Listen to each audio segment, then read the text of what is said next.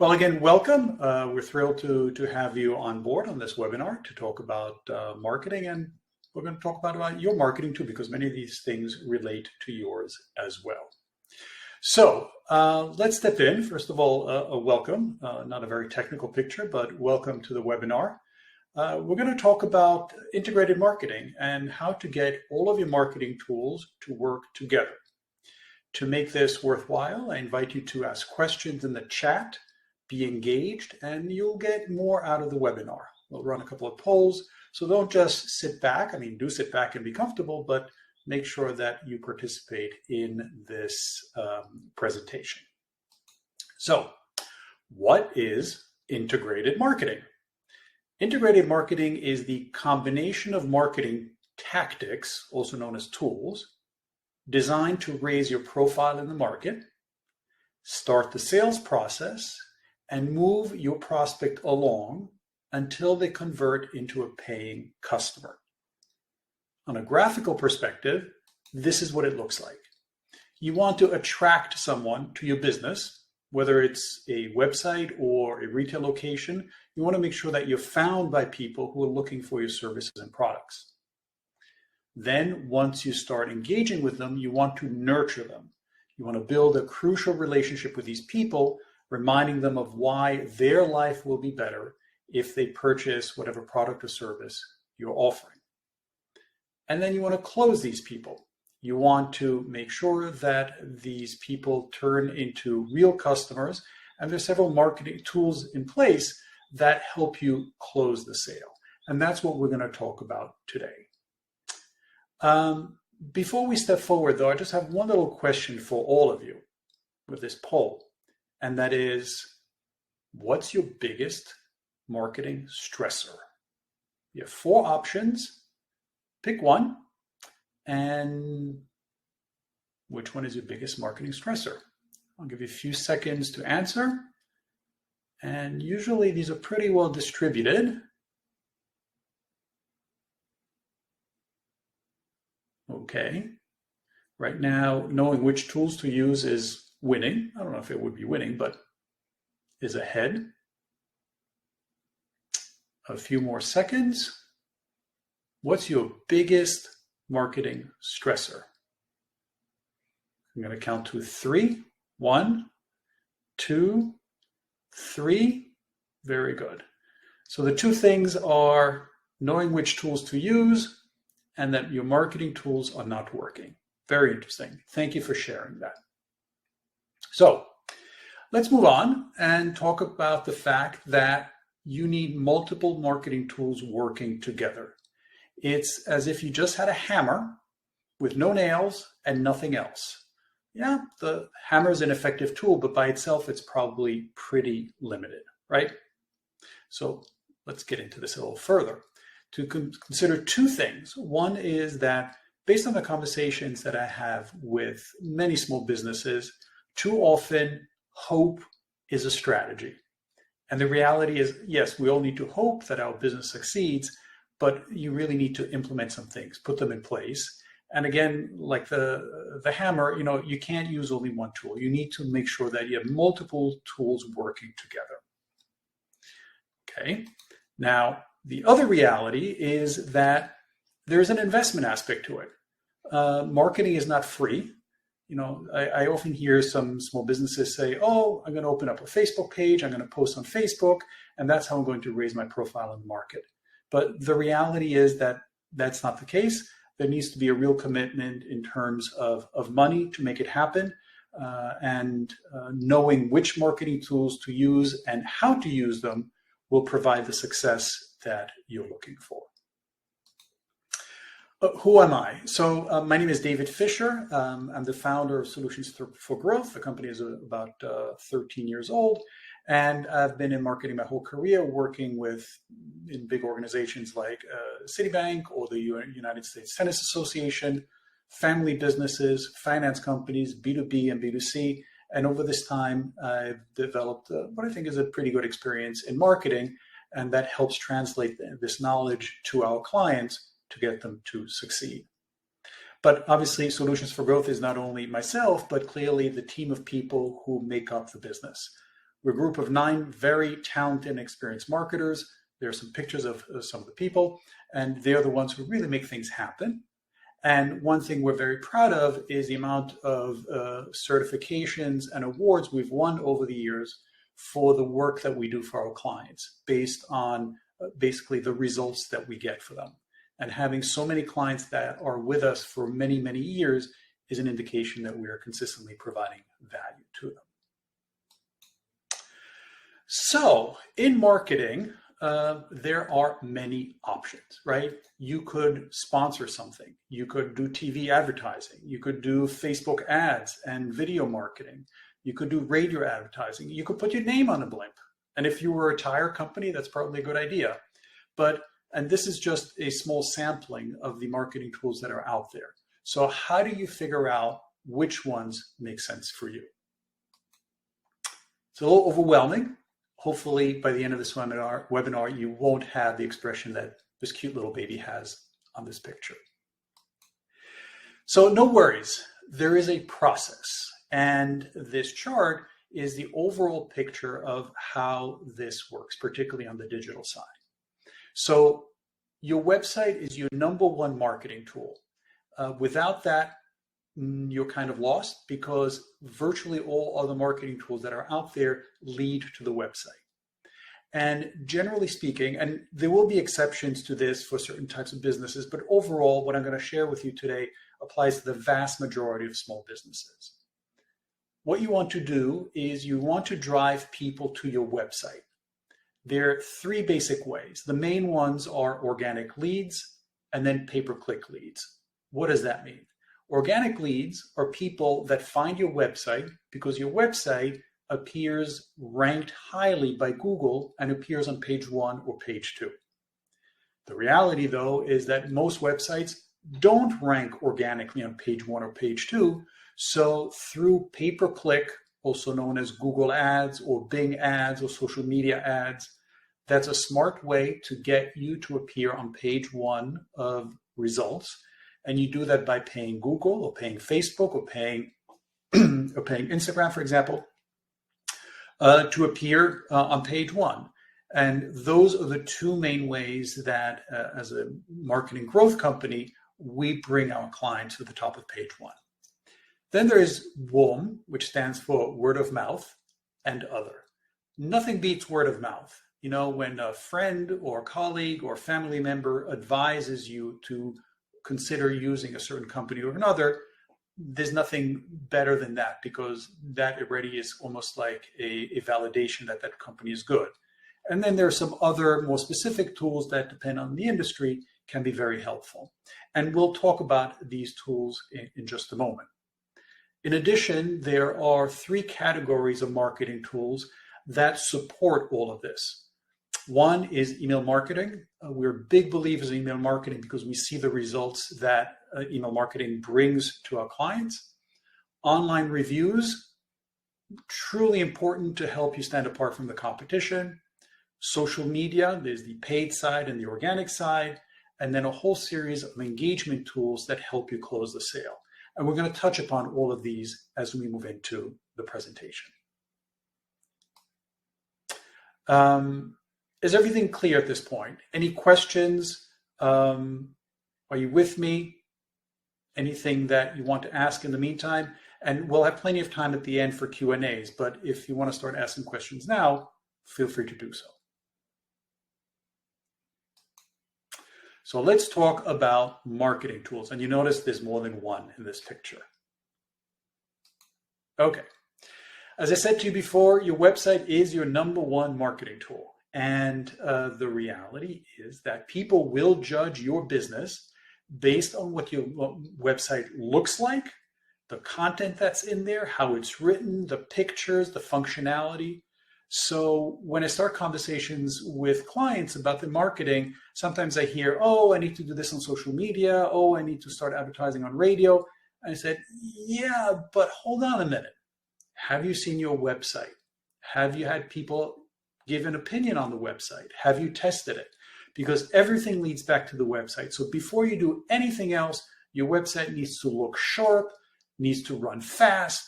needs to give information in a very structured way so it's very easy for people to understand what it's about. In other words, it needs to be really well buttoned up.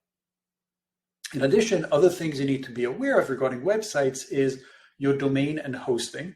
The domain is the address. It's the abccompany.com. And the hosting is where the website itself resides. And there are hosting companies out there that provide that for you. A large liability that we see when we bring on new clients is that oftentimes their domain and their hosting is with another company, meaning another agency. The best practice is for you to make sure that you own the domain and you own the hosting account, because if something happens to that other agency, that's the end of your website. It might be an argument, it might be a disagreement, it might be that they go out of business. So many times we've seen situations like this, and it's really crucial that you control your hosting account. In terms of technology, there are multiple platforms to use. We use 2 or 3 main ones. WordPress, the world's most popular platform for small businesses. Squarespace is an alternative, a little bit more of a simpler approach, very design-oriented. And then there's Wix, competitor to Squarespace, also a valid organization. The bulk of the websites that we build and manage are WordPress, simply because of the extensive features and flexibility of the system. Maintenance. So just because you have a website that's built or existing, you need to maintain your website. That's crucial to make sure that it's secure, fast, and backed up. That's because too many websites are hacked. At least once a month, we get a request to fix a website that is hacked. Big problem. That's where having a backup of a website is so important. In addition, speed is important both for the user experience, and it's also part of Google's algorithm that determines where your website ranks. Finally, accessibility. This is an issue that has become more and more important in the world of websites. And that means making sure that your website is accessible to people who have both visual and mental disabilities that prevent them from effectively using your website. The other reason is that there's an enormous amount of lawsuits. There's a whole industry out there that goes after small business websites that are not accessible. 93% of those letters that tell you that your website is not accessible end up with a settlement of several $1,000s. So we install special software on these websites that make it accessible. And not only it's a way to safeguard your own organization, but it's also the right thing to do for your community. Pay-per-click. The Google Ads is the primary tool within the pay-per-click industry. Microsoft Bing is the follow-up one, and then there's social media. And this is the way to appear at the top of page 1 tomorrow morning. So what that means is that when we do this for our clients, we set up an account in Google. Again, the account is theirs. And it's structured to make sure that ads that relate to your business are found by people using specific keywords, again, related to your business. So if you were a plumber and you were in a city and you want to be found for people saying, my sink is clogged, or I need to install a dishwasher, we would set up those keywords. And we usually work with a few hundred keywords per client and run ads so that the consumer who's looking for that product or service sees your ad at the top, clicks on the ad, reaches your website, which, by the way, is going to look really great and easy to navigate. And they'll see that you're the right person to come and fix their plumbing problem. They'll call you up, and that's how you get a piece of business. This is all based on search intent, meaning the person is looking for a company that provides that particular service. Then there's a whole other world of pay-per-click programs based on targeting. So you'll see their list of basically social media platforms where people are not actively seeking for a particular service, but we're able to run ads in their feeds so people see the ads and become aware of your product or service, either for an immediate need or for what is called a branding purpose to keep your name top of mind. So when they do have a problem with their plumbing, they think of you. The logic behind these two programs is very similar. It's all based on pay-per-click because you pay the company, Google or Facebook or Nextdoor or so on, each time someone clicks on that ad of yours, and that makes that person very qualified and comes to your website. The third thing to mention is called display retargeting. That's when we run ads, these are display ads with a picture, to people who either came to your website, and these ads follow you after you leave the website, or through what are called lookalike audiences.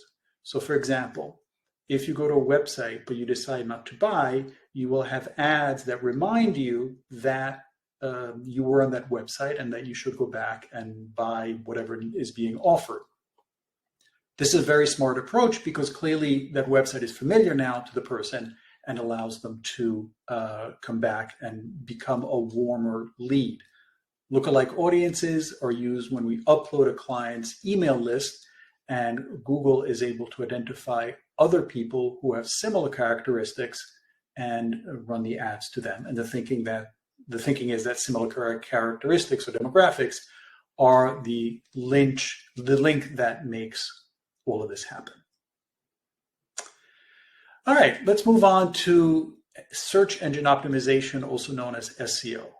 So this is the science and art that we use to get websites ranked highly on Google. So you can get at the top of Google either by paying Google Ads, and that's the core business of Google, or you can use SEO. And SEO is a process that we use to inform Google about your website so that when someone is seeking your services or product, your website is likely to appear on page 1. The goal is to be on page 1 or page 2 or page 3. After that, there really is no value. And in each page, there are 10 positions. So for example, if you're on position number 12, it means you're at the top of the second page. There are 3 main things that determine your ranking. And it's all tied to Google's algorithm, which determines where you are. There are about 200 parameters in this algorithm, but the main ones are tied to content, backlinks, tags, and structure. So what does that really mean? Content is the main driver for Google to understand what the website is about. So having a blog articles on there, ongoing new content, really information on the website that Google is able to crawl and really identify what this is about.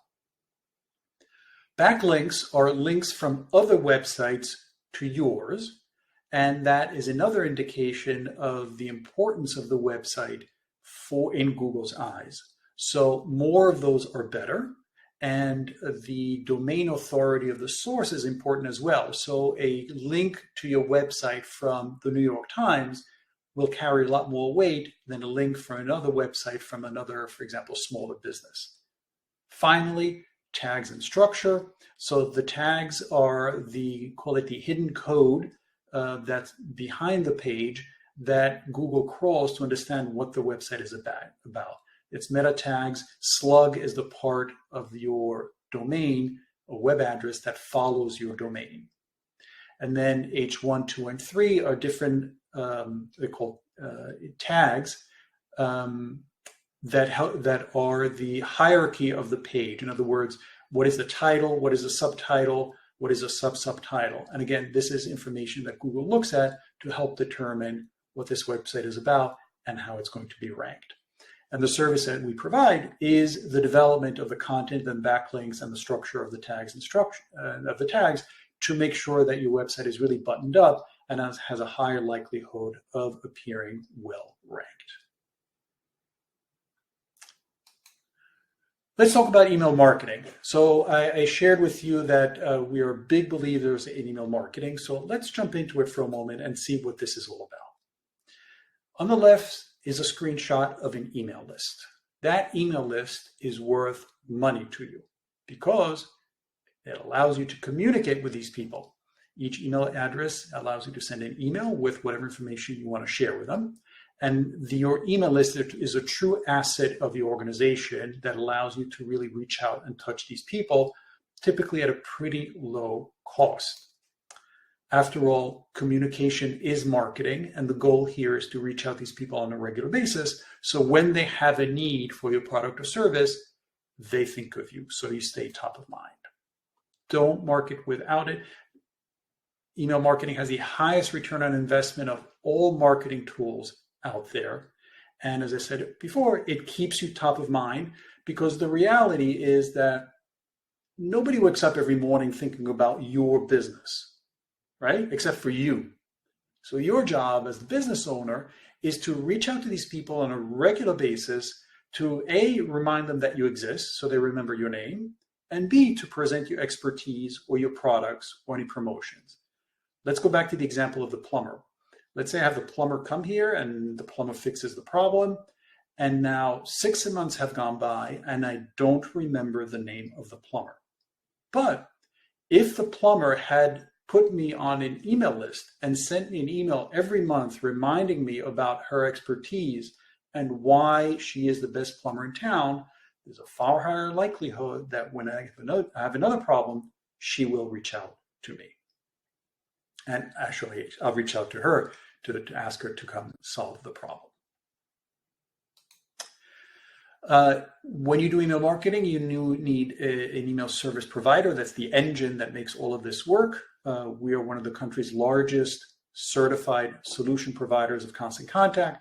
And when we develop campaigns for our program, they include welcome emails, a regular email newsletter, email nurture series, surveys, all things that can be done via email, and that can be used to make sure that you stay in touch the right way with your email list.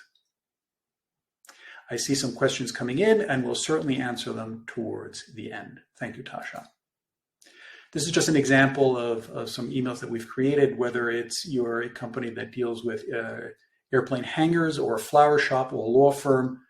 This is suitable for every company. And it's important that these look good and they obviously follow email marketing best practices. We even have a great article on email marketing on our blog, and there'll be a link now in the chat that you can click on, and whenever you'd like to, you can go and read it and see why it's simply the best. Okay, social media. So there are two worlds of social media. There's the organic one, and we spoke earlier about the paid one where you run ads. So the organic part is where you run posts on your website, on social media, because that's where your market hangs out. So the goal is to have people like your Facebook page, follow you on Twitter, connect with you on LinkedIn. It's a superb tool to stay top of mind and share updates, and because people are seeing your posts, and it integrates very, very well with email marketing. So for example, what we do is we'll post someone's email newsletter on their social media feed so people can see the email, the newsletter, even though the client doesn't have an email address. Or we can put a special link that allows people to sign up for a newsletter so that you can grow your email list organically. What I will say, though, is that many years ago, this was a very smart approach, just to do organic social media. The reality, though, is regardless of which platform, the algorithms of these companies determine what is seen on people's news feeds. And for the vast majority of small businesses where the amount of engagement, like, comment, and share on social media is low to average, only about 10% of the posts are really seen by people who follow your page. So the way we look at social media, the organic and free one, is that it's an important presence for you out in the world because people will check you out on social media to verify whether you're a legitimate company and what kind of products you offer and so on. But is it a primary marketing tool that will drive qualified leads? It's something that I can't say with certainty, but it should be part of your overall online presence. So what you want to do is paint a picture online of who you are and what your company is about. So people will look at your website, they'll look at your emails, they'll look at social media, they'll look at your reviews, and it's a way to get a sense of whether you're the right company for them. And when that happens, by the time they reach out to you, they're probably 50-50% convinced that you're the right ones. And that's part of the big goal of developing an effective online program.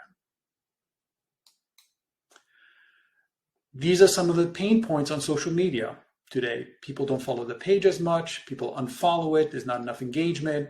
So what we do to make sure that this works is that we have a policy of posting about 1/3 of the time about the company and 2/3 of the time about things that are of interest to the demographics of that company. Because if you always post about yourself, it's as if I met you at an event and I just started blabbing at you about how great we are. Within 20 seconds, you'd walk away and say I'm a nut. But if we talk about things that we share or we have in common or of interest to you, then the conversation becomes more meaningful. So talking about local events or things related to the industry, that's how you are able to increase the engagement of people on your social media platforms. You want to turn people into customers. So these are the type of things that need to happen to make sure that the posts are meaningful. Engaging content, quotes, polls. Don't just put articles that you found online about the industry. Doing social media well requires plenty amount of effort and commitment to really engage with people. Online reviews. So how many times have you considered going to a restaurant and looked at a review of the restaurant? Plenty, right? You want to know what this restaurant is about or any other business you're considering. And if you look at results from a Google search, it's amazing how Google places the online reviews, the number of reviews, and the rating right after the company name. Google considers that so important. It's the first thing after the name. So that determines two main things. One is that when people are looking at it, they look at that very carefully. How many reviews do you have, especially compared to the competition? And what's your rating? Is it a 3.9? Is it a 4.6?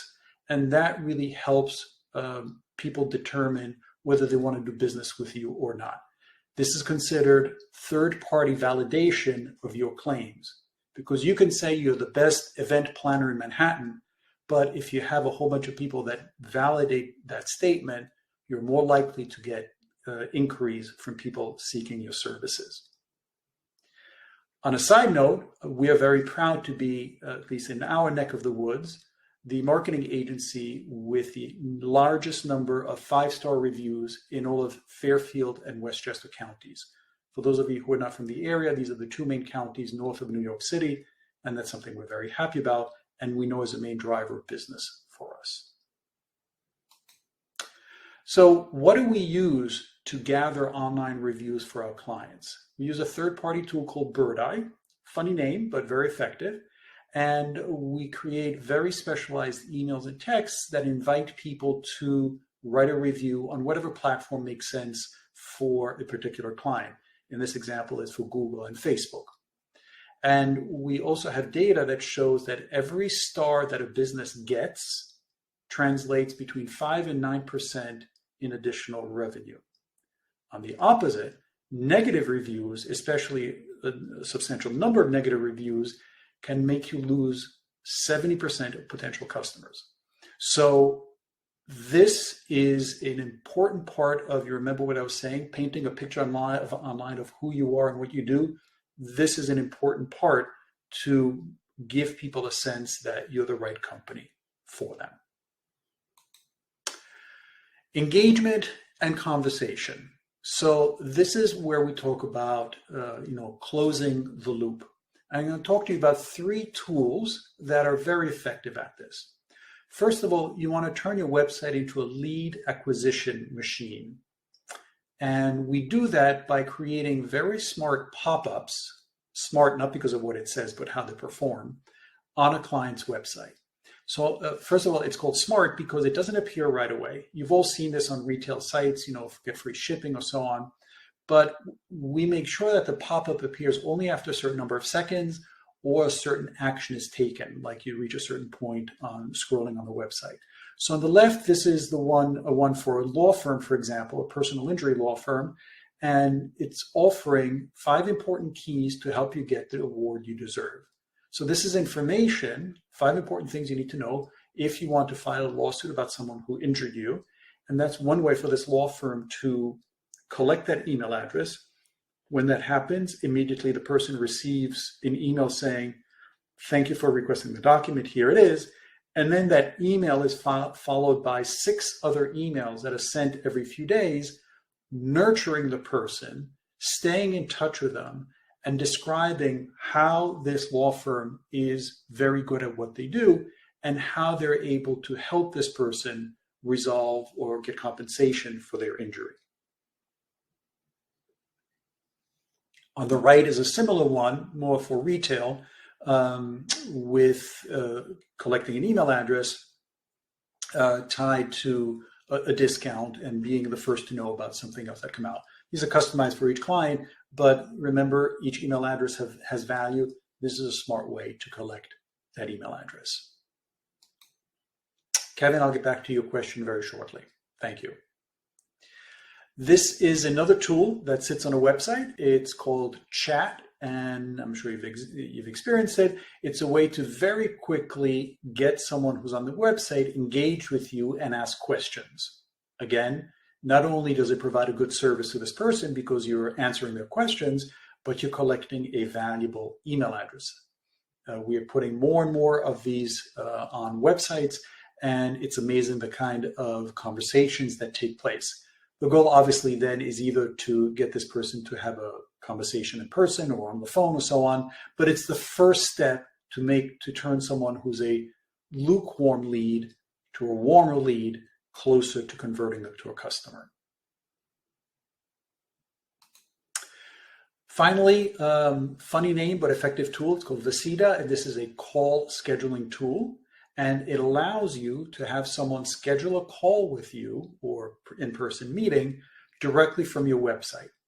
So for example, you might be on a website, it's 3 o'clock in the morning, you're obviously not going to call the company, but you want to talk to them about something. And if you're able to get them to schedule a call with you, you know that the following day at 10:30, you're both ready for the call. It's not a surprise. And magically at 10:30, you dial the phone and you get that person to have a conversation.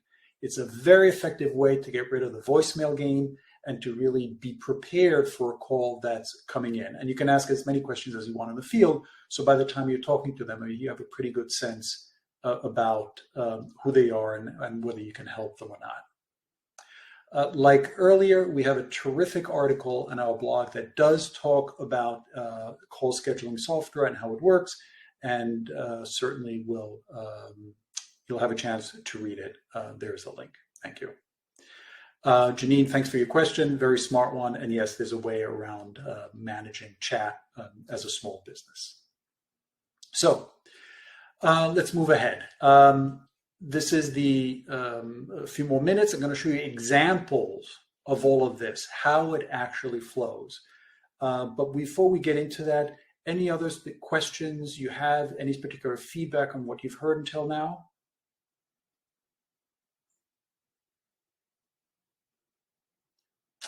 Okay, you can ask even as we go ahead.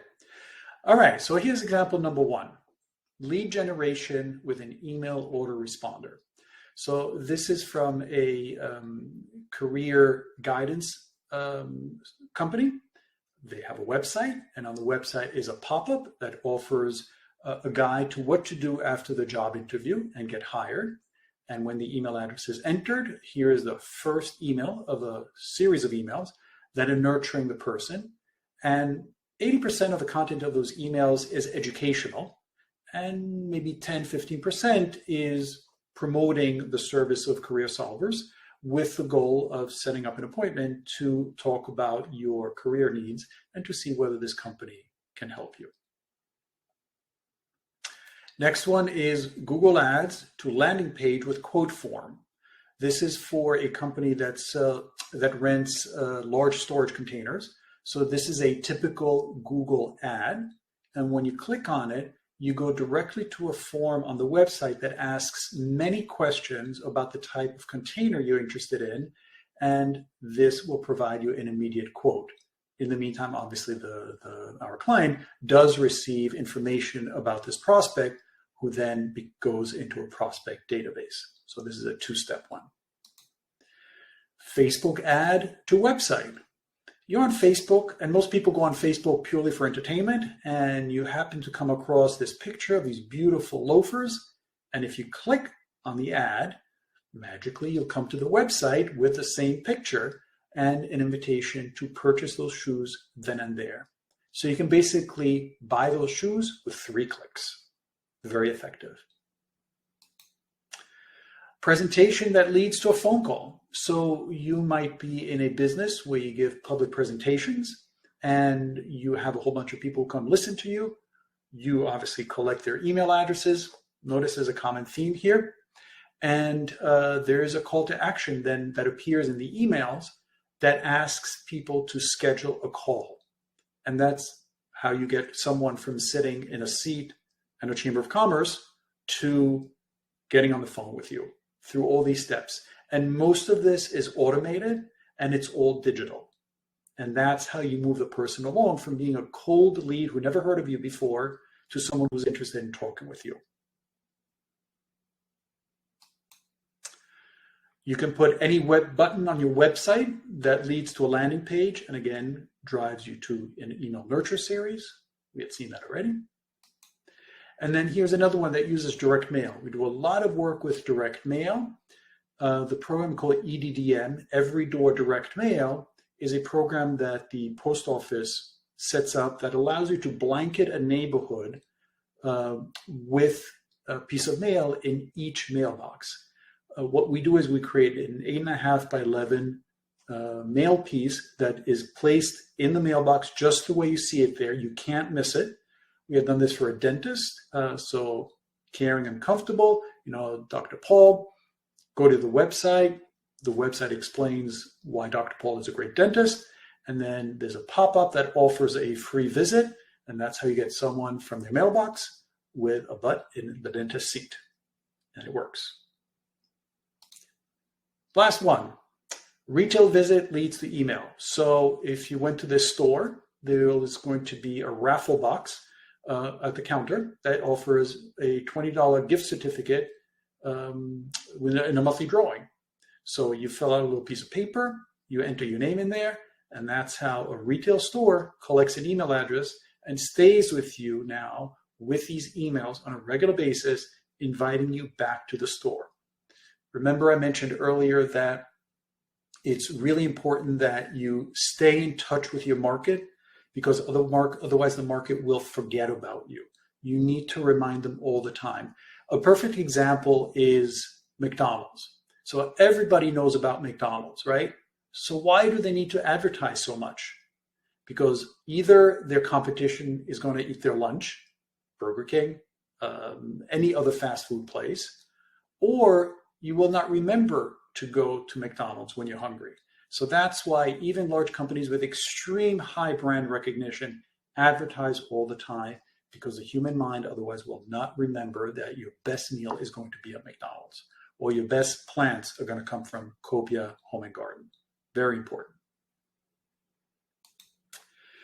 So if you're not integrating your marketing, you're really leaving money on the table, because it's a smart approach. It's something we've been doing for years. We know it works. And I think the big difference is that not only do we know how the technical aspect of all of these things work, but the added value we provide our clients is the knowledge of how to make these work. What should be written? How should they be set up? What sequence should be in place? We've been doing this a long time, and that's where our contribution to the client is the implementation of these tools that really work well. So we're nearing the end. We're going to address some Q&As right now. I appreciate you being on the webinar today. We plan on having webinars like this monthly. And the following webinars will be based on the various marketing tools. So there'll be an in-depth review of Google Ads, of SEO, of email marketing, the engagement tools, and so on. So keep an eye on your inbox, and when you see the next webinar announced, I hope you'll join us. I'll leave you with just one or two more thoughts, and that is that in many cases, companies do the marketing themselves, but I'd like to compare it to painting your house. You can paint your house as well, but maybe your switch plates might not look great, or you can have a professional paint your house, and then it will look great and it's done right. Marketing sometimes seems easy to do, but it's really hard to make it work well. Big difference between the two. So, did you know what integrated marketing was all about before? So there's this very quick poll that's going to go up now. And were you aware of integrated marketing? Was this something you knew about? Tell me what you think, if this was something that is all new to you or something you were comfortable with already. Somewhat. Most of them are somewhat. That's great to hear. Very good. Thank you for taking the time to reply to that question. Okay. So again, we can help you with one tool or many or several marketing tools. And the goal here is to picture your business growing with the right solutions. So if you would like, before we move into the Q&A, I encourage you to visit our website, especially discover what sets us apart from other agencies and why our clients typically stay with us for years. We are different, and there are reasons why, and there's information on the website that describe it. And if you want to schedule a call with me to find out what solutions are ideal to grow your business, obviously very happy to do that. So let's get into some Q&As. And earlier in the presentation, one of the questions was, how difficult is it to manage a chat if you are a small business? I'm worried it would backfire on us if we're not available to chat. I think that's a really smart question. And the way these chat tools are structured, they're based on you being available or not. So you can basically flip a switch and say, I'm at my desk and I can answer any questions that come in. And if you're not at your desk, you can very easily flip the switch off and you're not available for chat. And you can have some automatic messages that appear. So if someone does want to start, either the chat does not appear, or it appears and the person enters a question, and there's an auto message that says, we stepped away for a moment, we'll be right back. And you have their email address, so you're able to follow up with them with an email.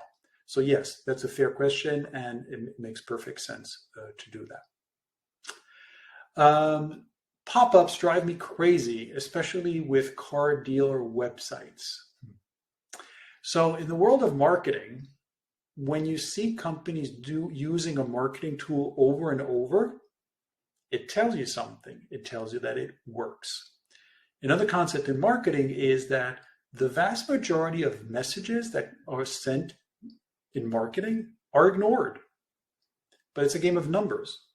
So for example, in direct mail, if you get a 1% response rate, you're a hero. Think of TV ads. Think of an ad for a car on TV. The vast majority of people are going to be ignoring that ad. But a small segment of people are in the market for a car, and they will pay attention to the car. And if that's a car that interests them, there's a high likelihood that they're going to go to the dealer and test drive the car. Again, agreed, the pop-up is somewhat disruptive. But when you are able to collect email addresses to grow your business, and the pop-up is not affecting negatively your sales in any way, that's when you know it's a marketing tool that you should consider doing. Another question is there a rule of thumb on how often to email? Yes and no. So for most businesses, we find that once per month is a good balance between staying in touch with your market and being effective in reminding them of your business and presenting your expertise, I think that if for some businesses you start emailing too much, you might risk increasing your unsubscribe rate, which you don't want. So for the vast majority of businesses, once a month is reasonable.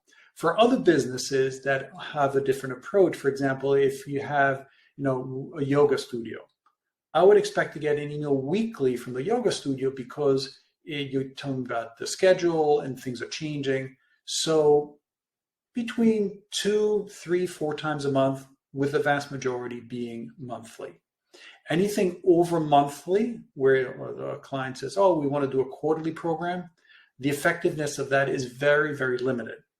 Because if, for example, in a particular quarter, for whatever reason, I don't open your email, that means I don't hear from you for 6 months. So, that's equivalent to almost not having a program. So at a minimum, you should have a month, once a month. Other questions that, were sent to us before are, how do I know if my website is good enough? Well, one way to find out is ask people. Are you getting inquiries from the website? Does your website have the engagement tools that people use to engage with you, to schedule a call, to send you a message, to ask for a quote? Or is your website basically just an online brochure? That's very limiting. You want to turn your website into a lead acquisition tool, not just an online brochure. Something that we're finding more and more is that the contact forms on websites are sending messages that are not being delivered because the spam filters have changed over time and more messages from websites end up in spam or not even delivered. So I encourage you to test the contact form on your website to make sure it works so that people who are sending you forms actually are being received by you. Big issue very much in the website business, these forms. And there's technology behind that addresses the issue, but you need to find out about it. And then ask other people. Ask a marketing agency, what do you think of my website? We do that on a regular basis. Some websites are perfectly fine, might need a couple of tweaks. Other websites, unfortunately, look like a fifth grader put it together 10 years ago. And that really paints a poor picture of you online. You could be the best business around in terms of what you offer, but again, the perception is how you look online. Remember, 50% of the decision of whether to do business to you is based on what I see online about your business. What about the question of how many email addresses do I need to start with email marketing? For a small business, we suggest at least 100. Several hundred is a nice start. Usually about 1,000 starts being really meaningful, but you got to start somehow. Don't wait till you have 1,000 email addresses to start emailing, because even those 100 are 100 people who want to hear from you and they can refer business to you. The huge benefit of email marketing is when people forward you emails to other people. It's indirect word of mouth marketing. Hey, hey, Jennifer, I'm going to forward this email to you because I think you might be interested in these services, things like that. If you're not doing email marketing, you're really leaving money on the table. 2 more questions. How do I decide if I need SEO or Google Ads? So SEO is not a guarantee to put you on page 1. So before we start working with a client, we do research. And if we find out, for example, that the client is on page 92 right now, getting them to page 1 in a competitive environment realistically is not going to happen. So we tell the client, look, you can put a lot of time, effort, and money into it, but you'll never be on page 1.